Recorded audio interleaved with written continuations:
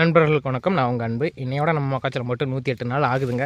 ஆக்சுவலாக பொங்கலுக்கு முந்தின நாள் நேற்று, அதாவது பொங்கல் 2 நாளுமே நல்ல மழை ஊரில் ஃபுல்லாக ஈரமாயிருச்சு. தண்ணி பாய்ச்ச வேண்டாம்னு காயப்பட்டால் கடைசிக்கு மழை வந்து நல்லா ஈரமாயிருச்சு பூமி. பாருங்கள் எந்த அளவுக்கு ஈரமாக இருக்குது அப்படின்னு. ஃபுல்லாக ஈரமாக தான் இருக்குது.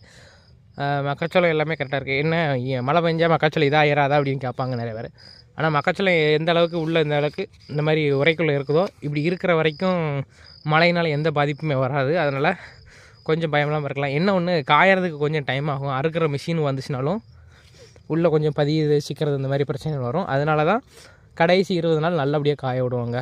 ஆனால் 20 நாளில் 108 நாள் ஆச்சு. இன்னும் 110 நாள் 120 நாள் அறுவடைக்கு கிட்ட 12 நாள் தான் இருக்குது. அந்த 12 நாளில் எப்படி காஞ்சோம் அப்படின்னு தெரியல.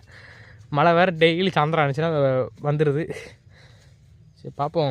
நிறையாச்சும் அது பண்ணி நல்லா காய விட்டு இந்த தடவை 125 நாள் 130 நாள் தான் அறுவடை நடக்கும்னு நினைக்கிறேன். பார்ப்போம் அறுவடை எந்த அளவுக்கு போகுது அப்படின்னு. வீடியோ பிடிச்சிருந்துச்சுன்னா நல்லாயிருக்கும்.